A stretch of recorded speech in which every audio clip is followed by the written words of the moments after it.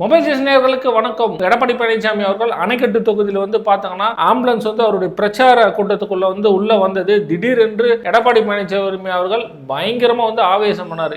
ஏன் அப்படின்னா இந்த வீடியோவில் நம்ம பார்க்க போறோம். அதே போல எடப்பாடி பழனிசாமி அவர்கள் அந்த ஆம்புலன்ஸை பார்த்து ஆவேசமாவதற்கான காரணங்களும் நம்ம தெரிஞ்சுக்கவும் போறோம். இதுக்கு முன்னாடி அதாவது அவர் பிரச்சாரம் தொடங்கியிலிருந்து இன்னைக்கு வரைக்கும் பார்த்தோம்னா ஆம்புலன்ஸுக்கு எல்லாமே எவ்வளவு மரியாதை கொடுத்து அவர் வழி விட்டுருக்காருன்னு சொல்லிட்டு இந்த காணொலியை பார்த்துட்டு வாங்க.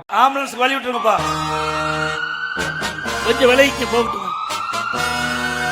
கொஞ்சம் ஆம்புலன்ஸ் வழி விடுங்கப்பா, எப்ப கொஞ்சம் விலைக்குப்பா,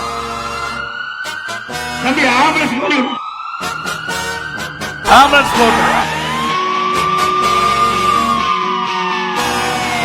ஆம்புலன்ஸ் வழி விட்டுருங்கப்பா.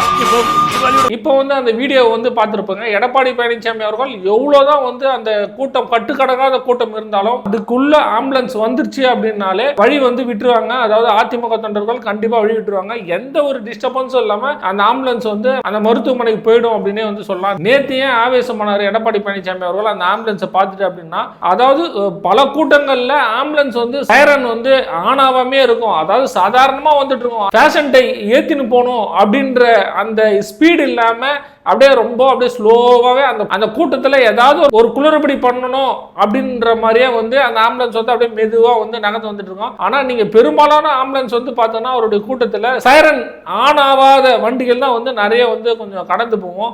எல்லாத்துக்குமே அவர் வழி விட்டுட்டு நேற்று ஏன் ஆவேசம் பண்ணாருன்னா, உள்ள ஃபேஷன்ட்டே இல்லை அப்படின்னு சொல்லிட்டு அதிமுக தரப்புல சொல்லப்படுது.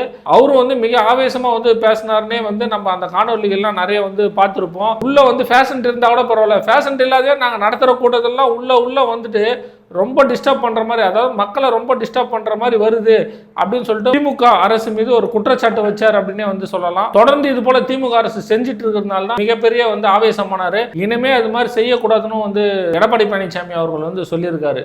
அணைக்கட்டு சட்டமன்ற தொகுதி அதிமுக கோட்டை, இது மாதிரி 1000 ஆம்புலன்ஸ் விட்டாலும் மக்கள் மனதை மாற்ற முடியாது. நான் ஒவ்வொரு கூட்டத்திலையும் பாக்குறேன், கிட்டத்தட்ட ஒரு 20-30 கூட்டத்துல இது மாதிரி ஆம்புலன்ஸ் விடுறது, வேணா கூட்டத்துல கலாட்டா பண்றது. இந்த அரசாங்கம் ஒரு கேவலமான அரசாங்கம். தில்லு திராணி தெம்பு தான் அரசியலே தான் எடுத்து பார்க்கணும். மக்கள் குழுமி இருக்கிற கூட்டத்தில் விட்டு மக்களுக்கு ஒரு கஷ்டத்தை உண்டாக்கி இதில் ஏதாவது மக்கள் அடிபட்டது யார் பொறுப்பு? வேண்டுமென்றே திட்டமிட்டு இந்த வெறும் ஆம்புலன்ஸ்ல யாருமே போல, நோயாளியா போக கிடையாது, அங்க வழி இருக்குது. என்ன அசிங்கமா இல்ல? ஒரு பெரிய பிரதான எதிர்க்கட்சியுடைய கூட்டம் நடக்குது. ஒரு அரசாங்கம் எப்படி பாதுகாப்பு கொடுக்கணும்? இதெல்லாம் காவல்துறை தகுந்த நடவடிக்கை எடுக்கணும். சட்டப்படி நாளைக்கு புகார் கொடுங்க, காவல் நிலையத்தில் புகார் எடுத்து நடவடிக்கை எடுக்கணும்.